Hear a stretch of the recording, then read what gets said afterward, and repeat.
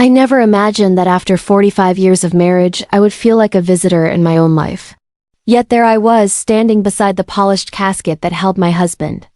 Samuel, watching everyone comfort the wrong people. My son, Jacob, and his wife, Tessa, hovered around the crowd like they were the true victims. People approached them first, hugging them as if they had lost a spouse. I stood a few steps behind, a 68-year-old widow who apparently needed to be handled like fragile porcelain. "Mama, just sit down, please," Jacob whispered, placing his hand on my shoulder as though he were guiding a child. "Try not to think too much today. Let us manage everything." Tessa nodded, offering that rehearsed sympathetic smile of hers, the one that had slowly replaced her real one over the past few years. "You should rest, Lena. You look pale." Pale, fragile, weak. Those were the only adjectives anyone used for me now. But Samuel never looked at me that way.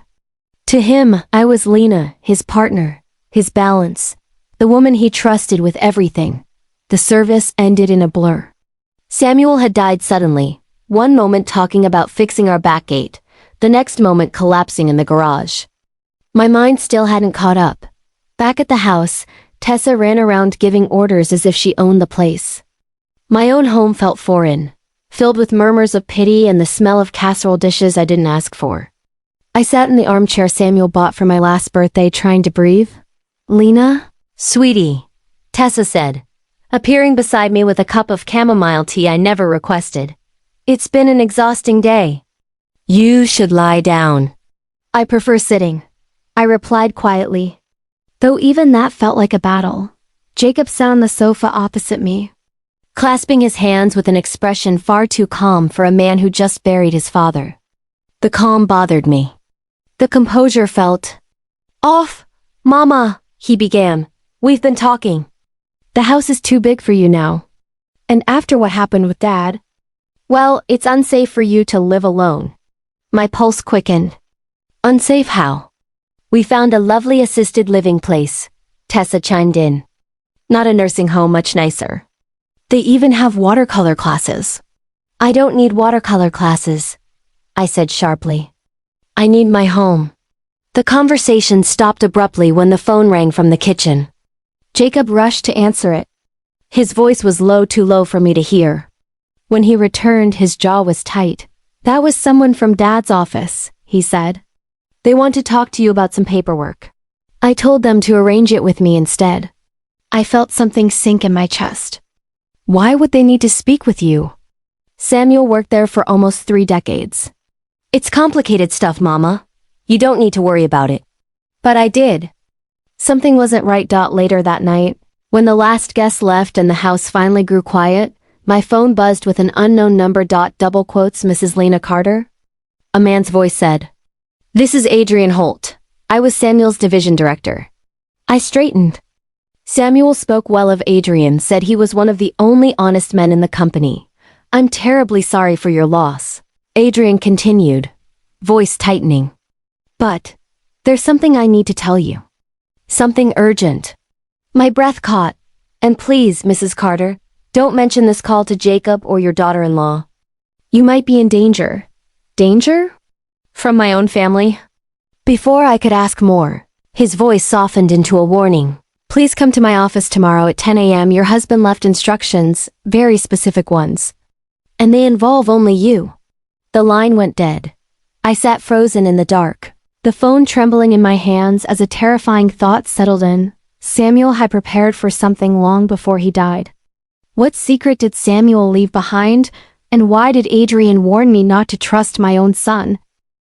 I barely slept that night. Every creak in the house felt like a whisper from Samuel. Every shadow felt like a warning. His voice echoed in my memory.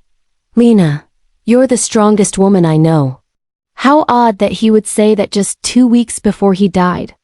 As if preparing me for something. By morning, my nerves were trembling so badly that I dropped my hairbrush twice. Still, I dressed with purpose, choosing the deep emerald coat Samuel always said made me look impossible to ignore. Today, I needed that strength more than ever. I was locking the front door when my phone rang. Jacob. Of course. "Mama, where are you?" His tone was too sharp, too eager to track my movements. I'm going out, I replied calmly. Out? Where? You should rest. Tessa and I thought we should come over. No, Jacob, I cut in, surprising even myself. I can manage a simple morning errand. There was a pause, then a sigh. Mama! You're not thinking clearly right now. That sentence stung more than it should have. I'm thinking perfectly clearly, I replied, then ended the call before he could continue. As I drove toward the city, my heart thudded against my ribs. Half fear, half determination. The building where Samuel had worked for nearly 30 years stood tall and glassy, reflecting the morning sun like a cold mirror. I'd only visited twice in all those years. Samuel always said the corporate floors were dull and lifeless. But as I walked into the lobby, I felt something more than dullness. I felt watched. The receptionist guided me to the executive floor. I stepped into a corridor with soft lights, polished marble, and a silence thick enough to choke on. Adrian Holt's office sat at the end. The door opened before I knocked. Mrs. Carter, Adrian said, his expression softening.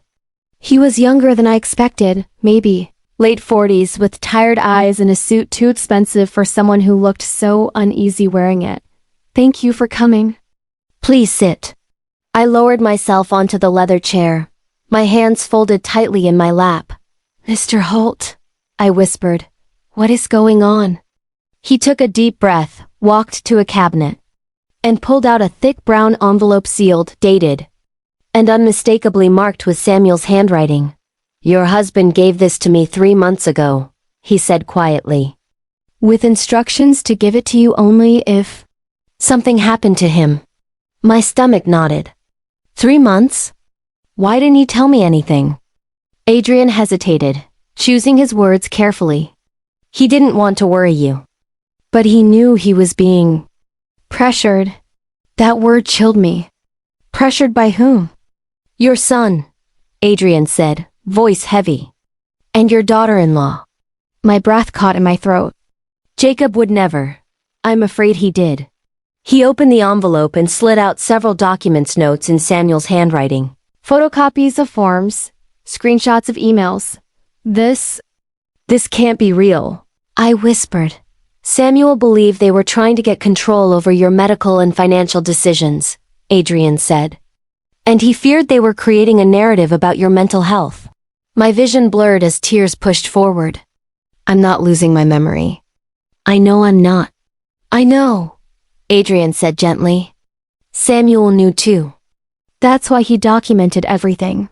He told me, if anyone tries to make my wife look weak, I'll make sure she has proof she's stronger than all of them. My chest tightened at the sound of Samuel's words, before Adrian could continue. A soft knock echoed at the door. He frowned. I wasn't expecting anyone. He opened the door, and my entire body froze. Jacob and Tessa stepped into the office. Their eyes hard, their smiles rehearsed. Mama, Jacob said. We need to talk. Adrian stiffened beside me. My heartbeat thundered in my ears. They weren't supposed to know I was here. So how did they find me? Jacob and Tessa do now that they've caught her meeting the one man Samuel trusted. Tightened like a rope around my throat. Jacob stood in the doorway, his chest rising and falling too quickly. Tessa hovered slightly behind him, her eyes scanning the room, scanning the documents on Adrian's desk. Scanning me. Mama, Jacob said with a smile so strained it hurt to look at. Why didn't you tell us you were coming here? Adrian took a step forward, positioning himself subtly between me and them. Mr. and Mrs. Carter, this meeting is private. Tessa laughed, a soft, syrupy sound that didn't reach her eyes. Private? With my mother-in-law? I think we have a right to know who's filling her head during such a fragile time. Fragile. There it was again. They clung to that word like it was their shield. I'm not fragile, I said quietly, shocked by how steady my voice sounded. I needed answers. Answers to what? Jacob asked, the edge in his voice slicing through whatever fake concern he was trying to maintain. Adrian cleared his throat. Mrs. Carter came to collect documents left by her late husband. Tessa's gaze flickered toward the stack of papers, and her pupils widened just enough for me to notice. She knew. She recognized them. And that scared her. Jacob's attention snapped to me again. Mama, you shouldn't be dealing with complicated paperwork right now. Let me help you. Dad trusted me with everything. Those words hit me like a slap. Did he? I whispered. Jacob blinked. Of course he left instructions, I cut in, specifically for me to receive these documents, alone. The room fell silent. Then Tessa stepped forward, forcing a sweet smile. Lena, honey, you're grieving. People in grief sometimes misunderstand instructions. You don't have to strain yourself with. A sudden surge of anger pulsed through me. Enough. My voice cracked the polished surface of her tone. Her smile disappeared completely like paint peeling off a mask. Adrian crossed his arms. Mr. Carter, please respect your mother's boundaries. She is fully capable of, Jacob snapped. My mother can barely remember where she puts her own things.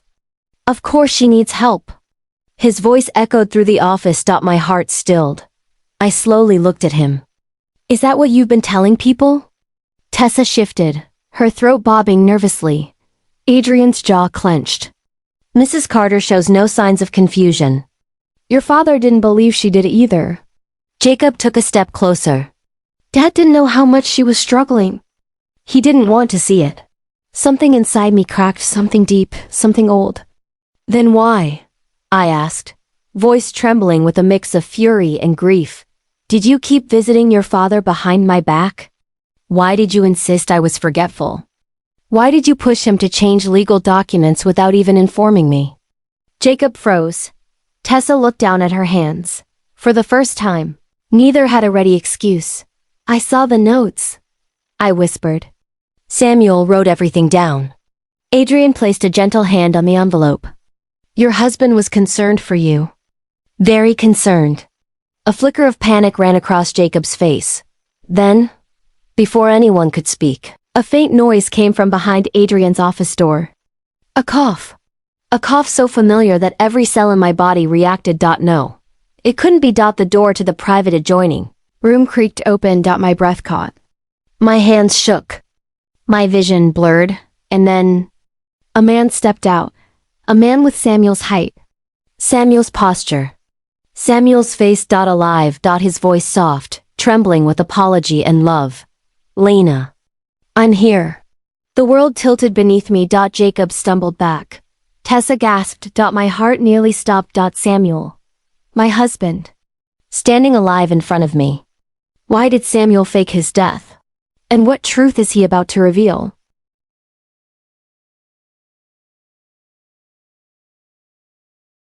For a moment, my mind refused to accept what my eyes were showing me. Samuel, my Samuel stood only a few steps away. The man I had cried over, mourned, buried. My legs weakened, and if he hadn't rushed toward me, I would have collapsed right there on the office floor. His hands warm. Familiar, steady closed around mine. Lena. Breathe, he whispered, voice cracking. I'm so sorry. I'm so sorry for everything you went through. I touched his face with trembling fingers, half expecting my hand to pass through him like a ghost. But he was solid, real, alive. Behind us, Jacob cursed under his breath. Tessa grabbed the back of a chair like her knees had given out. How?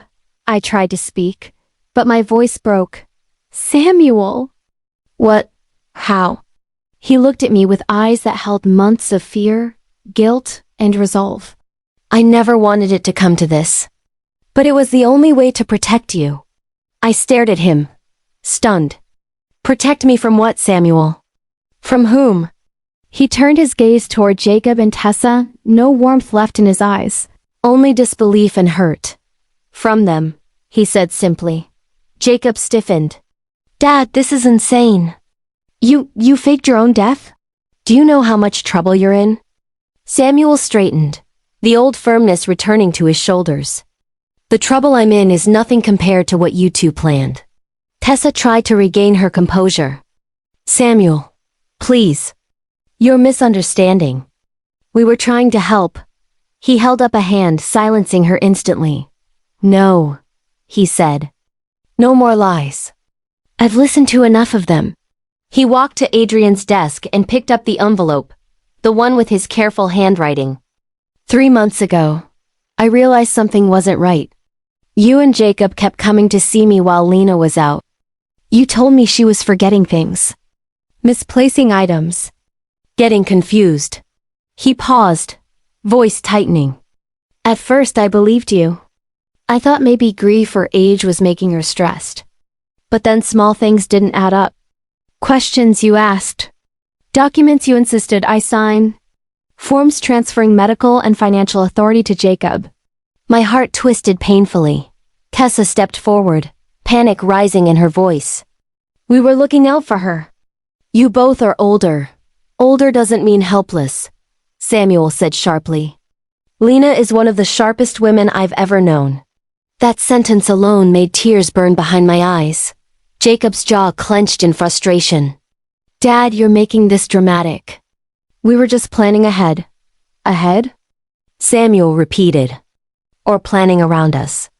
Silence swallowed the room. Then Samuel continued, voice lower now. I hired someone. A private investigator.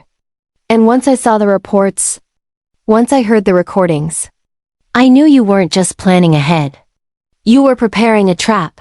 My stomach twisted, remembering the documents Adrian had shown me. Jacob stepped forward angrily. Recordings?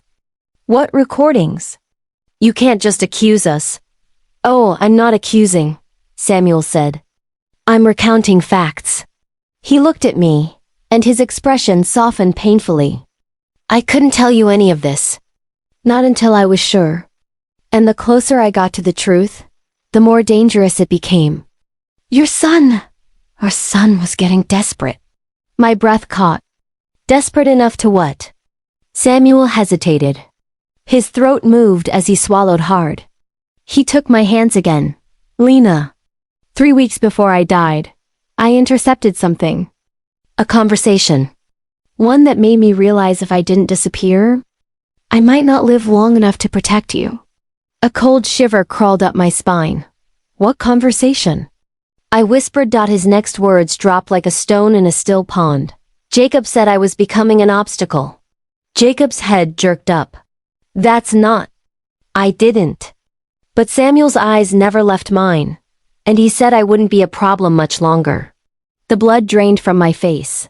All the air in the room evaporated. Jacob took a step back, glaring at his father, but there was something else in his eyes now. Fear. What exactly did Jacob plan, and how far was he willing to go to remove his own father? Jacob's face drained of color, but he tried to recover quickly, forcing a shaky laugh. Dad, come on. You're twisting things. I never meant anything like that. Samuel didn't flinch. Jacob, I heard you. Word for word. Tessa stepped forward, panic flickering in her eyes. Samuel, please. You're grieving, both of you are, and grief plays tricks on your memory. Funny. The same accusation they'd been using against me for months. Adrian crossed his arms. Mr. Carter, your father has documentation, recordings, timestamps. This wasn't a misunderstanding.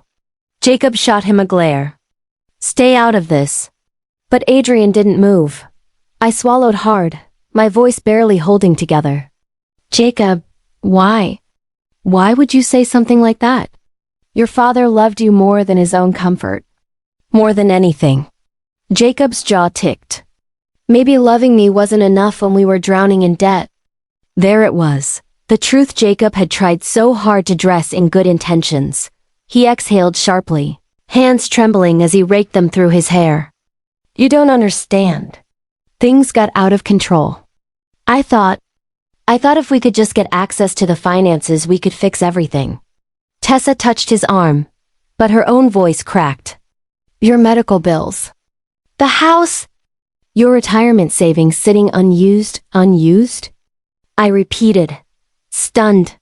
That money was for emergencies. Jacob snapped, and we were the emergency. My breath trembled out of me. So you tried to take everything from us? No, he said quickly. Just what we needed. Just enough to survive. Samuel let out a bitter laugh, one I'd never heard from him in decades of marriage.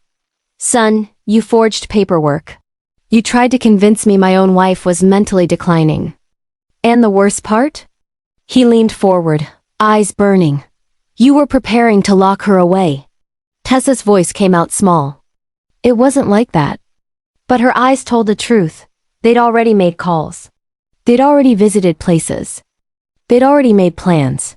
Adrian stepped toward the desk and picked up a small recorder, metallic, cold, heavy with the weight of truth. I think they both know exactly what it was like, he said quietly. He pressed play, and Jacob's voice filled the room. We need to do this before Dad realizes what we're doing. If Mom gets diagnosed soon, we can move her in by the end of the month. Then Tessa's voice followed. I already talked to the director. Once they have the medical papers, it's just a matter of signing. After that, the house is basically ours. My knees nearly gave out. I gripped the edge of the desk for support as every breath felt like a betrayal. Jacob lunged toward Adrian. Turn that off. You can't use that against us. Samuel stepped in front of him, blocking him with a force I didn't know my husband still had. Don't you dare raise a hand in this room, he said, his voice low and dangerous. You've done enough. Jacob stared at him, shocked, offended, furious all at once. You faked your death, he hissed. Do you have any idea what kind of crime that is? Samuel nodded. I do. And I'll take whatever consequences come. He took a slow step toward our son. But you? What were you planning to take? Our home? Our money? Our freedom? Jacob's jaw clenched. His eyes shimmered with something between anger and regret, but regret lost the fight. You left me no choice, he whispered. Those 5 words pierced through me like shards of ice. No choice? I whispered back. Jacob, we were your parents. Your family. Tessa suddenly backed away, her voice quivering. Jacob, let's go. They've clearly set us up. Set you up? Adrian repeated. You set yourselves up. But something in Jacob's expression shifted, darkened. And then he looked directly at me. Mama, he said quietly. You forced my hand. My blood ran cold. Samuel's hand tightened around mine instinctively, because the look in Jacob's eyes wasn't just defensive anymore, it was dangerous. Now that Jacob's true intentions are exposed, what will he do next? And how far is he willing to go? Jacob's eyes locked onto mine, and for the first time in my life, I did not recognize him. His expression was tight-cornered, unstable, calculating. Not the boy who used to hide behind my legs during thunderstorms. Not the young man who cried when he failed his first college exam. This was someone else. Someone who looked at me as if I were the problem. You forced my hand, he repeated, his voice eerily calm now. Samuel stepped slightly in front of me. Jacob, don't say another word. But Jacob wasn't listening. His attention was fixed on me, like I was an enemy he finally felt brave enough to confront. Tessa tugged at his sleeve. Jacob, let's just leave. We can talk to a lawyer. Talk to a lawyer about what? Adrian interrupted sharply. About the fraudulent medical evaluations? The forged signatures? The unauthorized credit accounts? The attempted guardianship petition you already drafted. Tessa's face went white. Samuel added quietly, we found everything. Jacob's jaw tightened. You went through my private things? You went through our entire lives, I whispered. For a moment, just a moment, something flickered in his eyes. Shame? Fear? A remaining fragment of humanity? But then it vanished, swallowed by resentment. You never helped us, he said through clenched teeth. You never offered. You sat in that house with Dad's pension, his savings, that equity acting like you earned it. Meanwhile, Tess and I were drowning. My voice cracked. All you had to do was ask. Jacob left a bitter, humorless sound. Ask and hear you say no? Or watch you fall apart because your precious boundaries got challenged? My heart twisted painfully. Son, I would have done anything to help you. His expression softened for half a second, then hardened all over again. You're lying, he whispered. Tessa finally snapped, stepping between him and Samuel. Stop, Jacob. This isn't helping. They've set us up, can't you see? This is all orchestrated. Adrian snorted. Yes, Samuel orchestrated his own death to trick you. That's a normal reaction from a healthy family. Tessa's voice cracked. He was paranoid. Samuel cut her off, his voice trembling with controlled fury. You stole Lena's medication. Her keys. Her mail. You isolated her. You made her question her reality.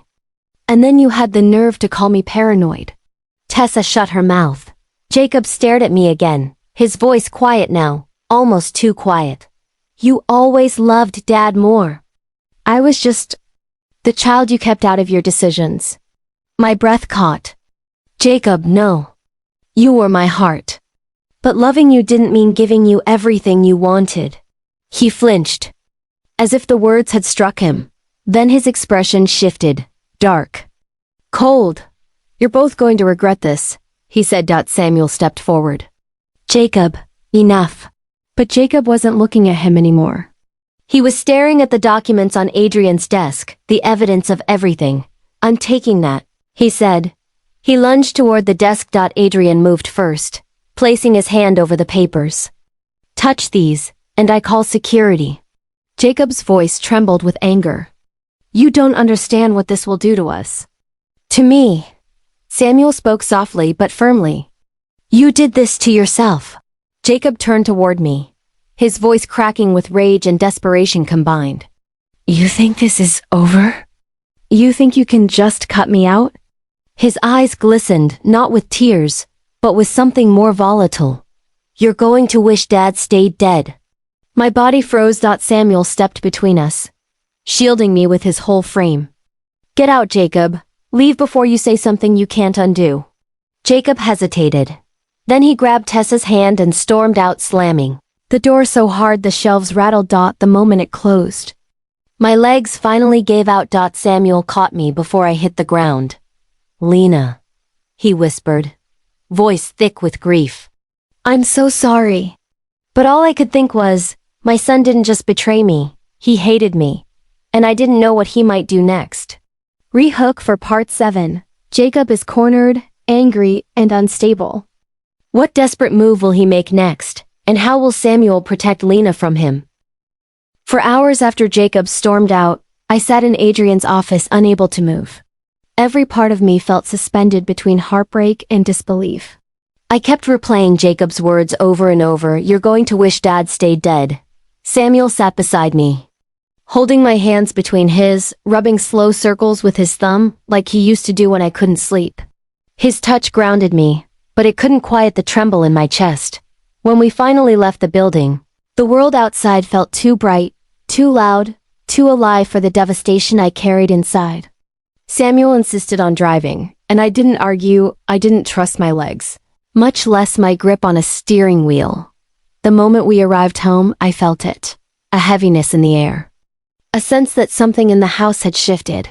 I stepped inside cautiously, Samuel behind me. The hallway smelled off like a faint scent of cologne that didn't belong to either of us. My eyes wandered to the kitchen where a chair was slightly moved out of place. Samuel? I whispered.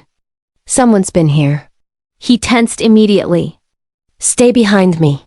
He checked each room, calling out my name every time he confirmed it was empty.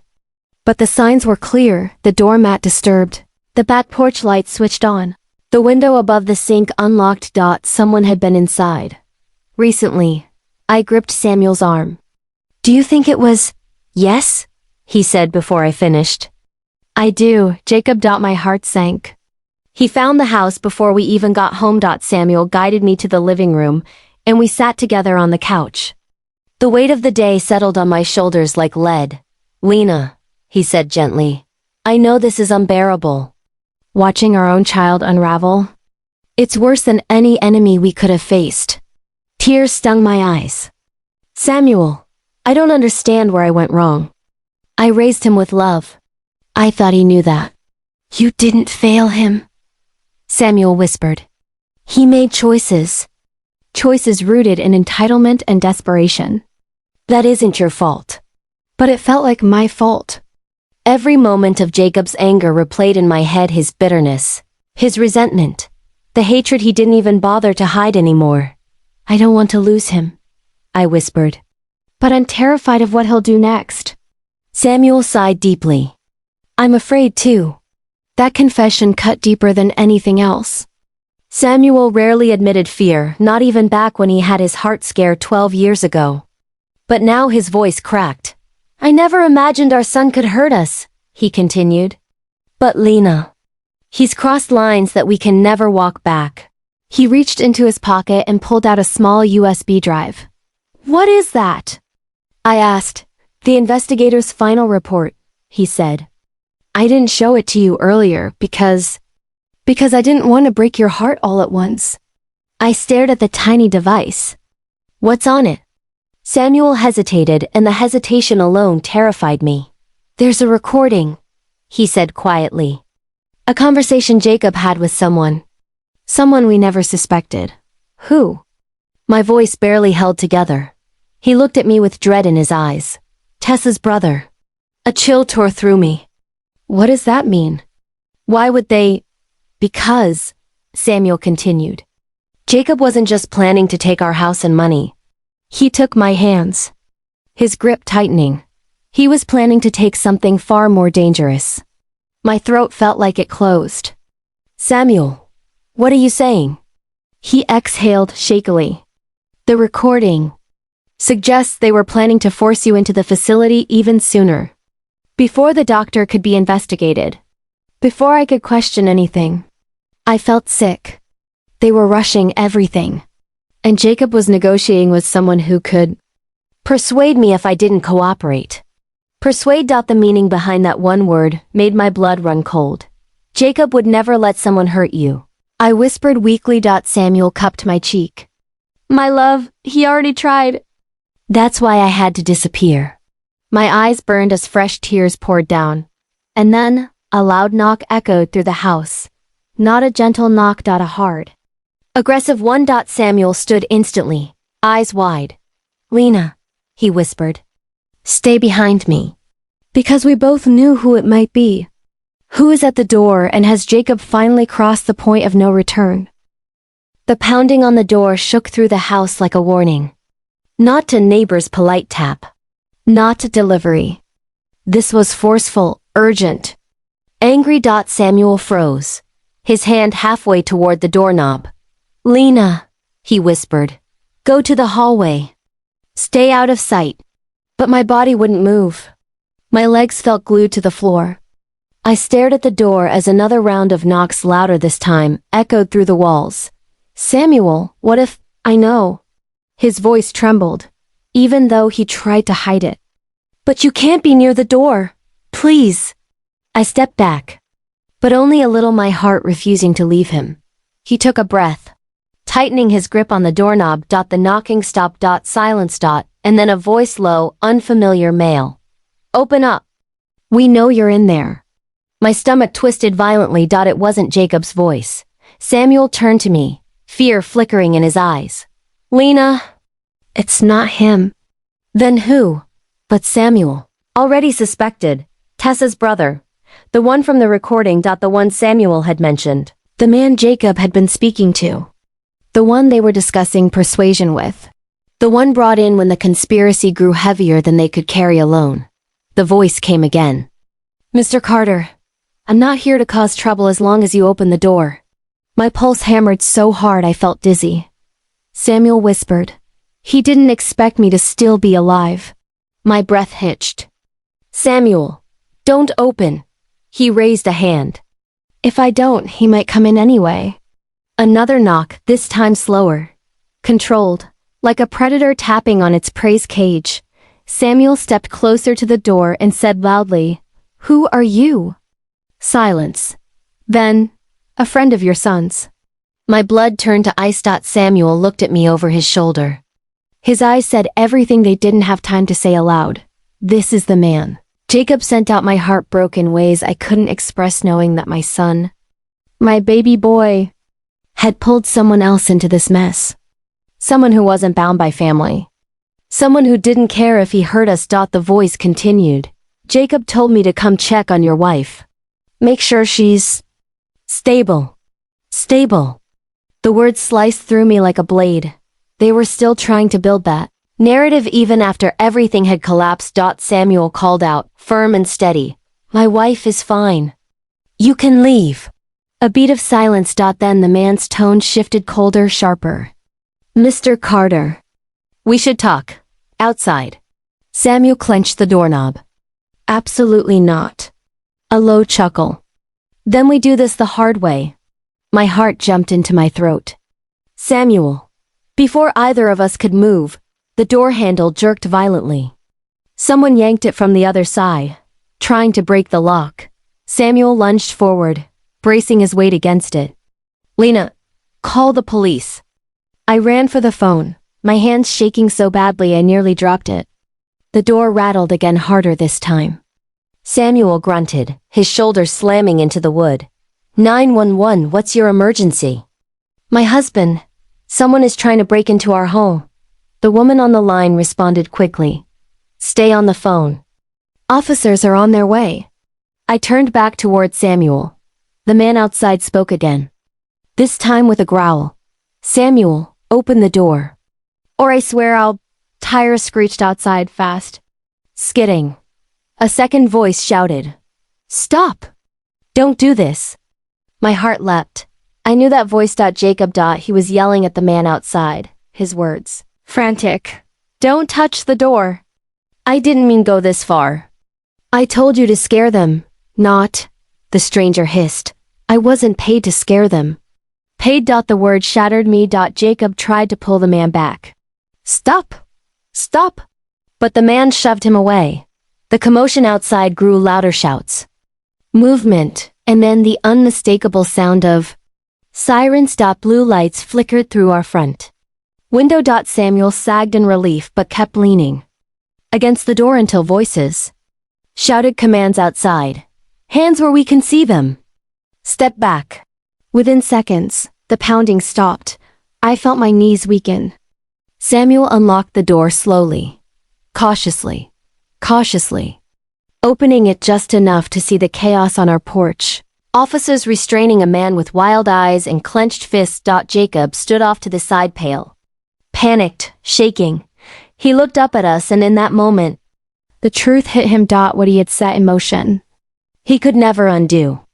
Jacob didn't intend for things to spiral this far, but consequences have arrived. What will the police discover? And what fate awaits him now? The porch was a whirlwind of flashing blue lights and raised voices. Officers restrained the man who had tried to force his way in. Tessa's brother, the stranger from the recording. He struggled against them, fury twisting his features, and a few feet away, Jacob stood helplessly, shaking, his face pale under the harsh police spotlights.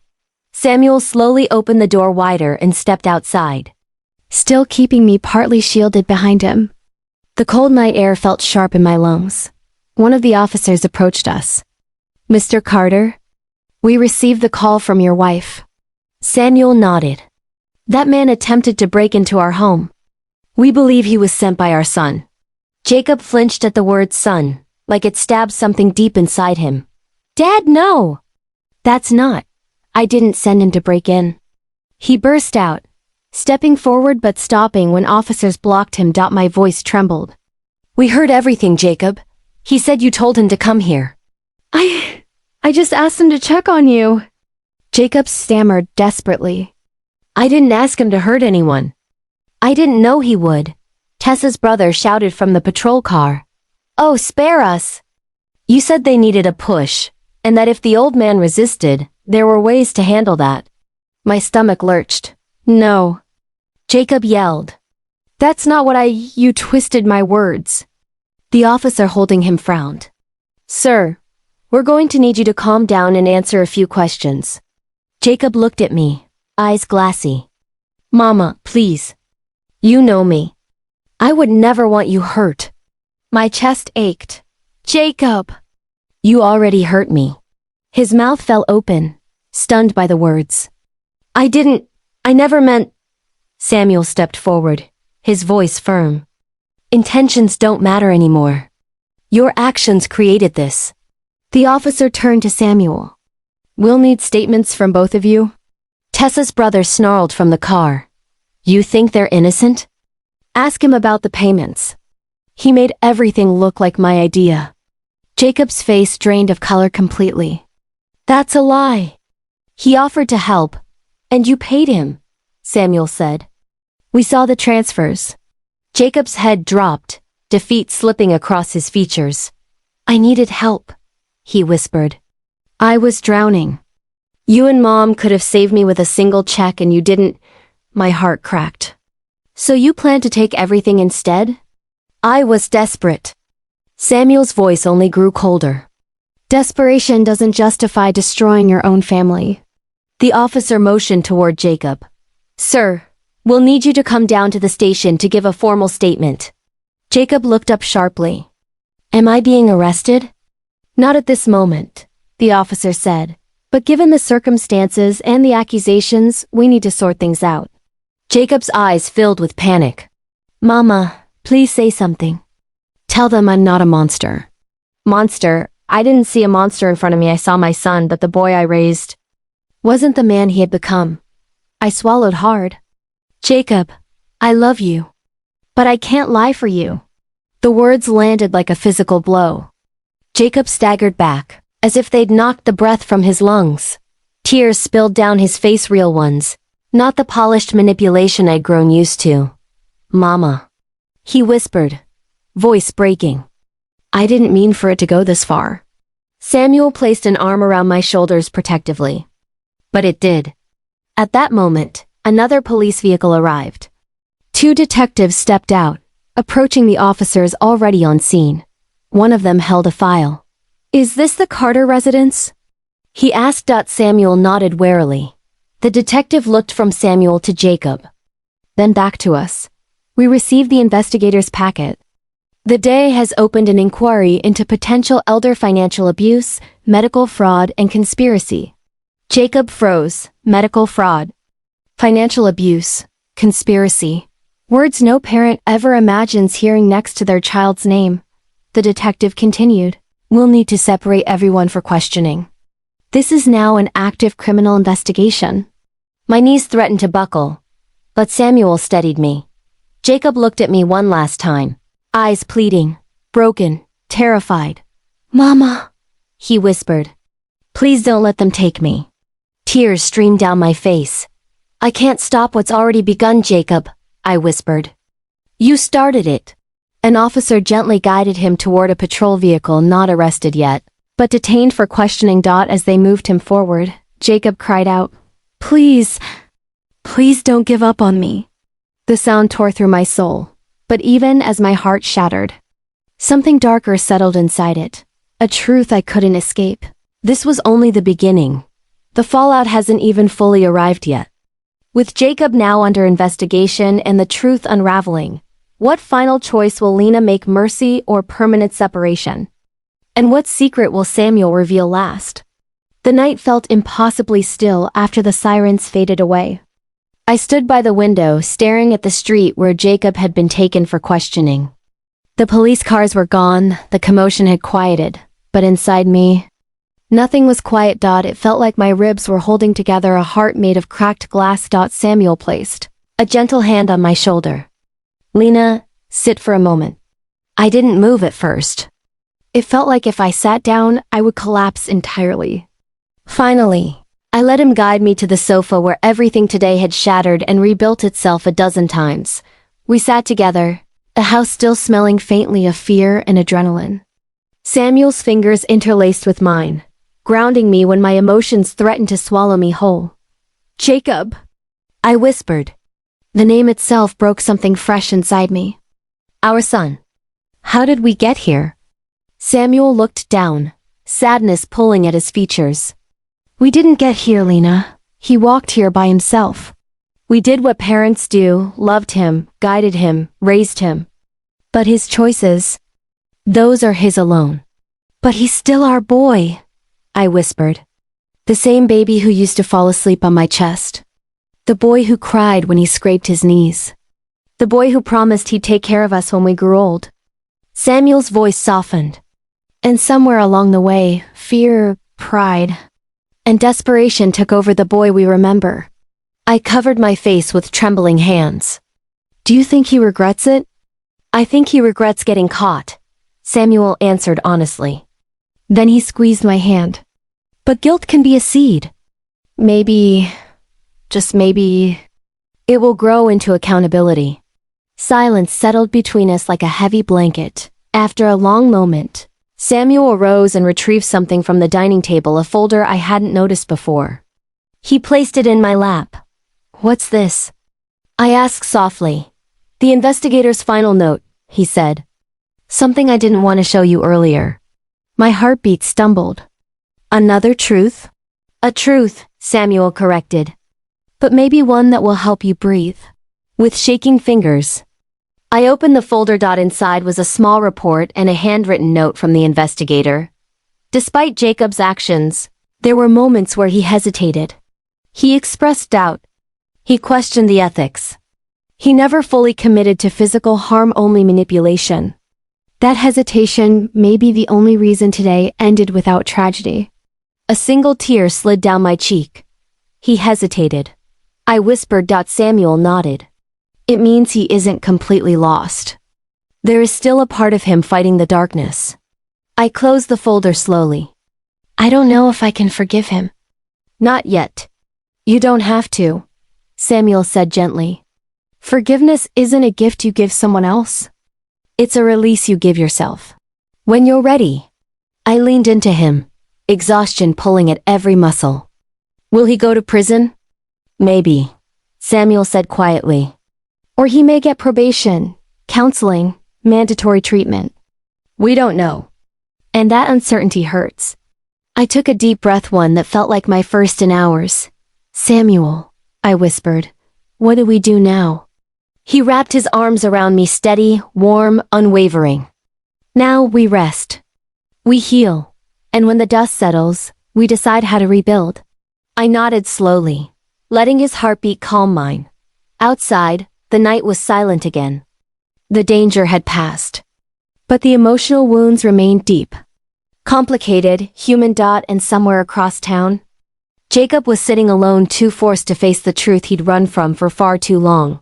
For the first time, I didn't know what our future held, but I knew this. Whatever happens next, we will face it with truth, not fear. And maybe, someday, there will be a path back to each other. Maybe. If this story touched your heart, please support our channel. Subscribe for more emotional and powerful stories. Like and share if you felt connected. Comment your thoughts. Your engagement keeps these stories alive. Thank you for watching and being part of this journey.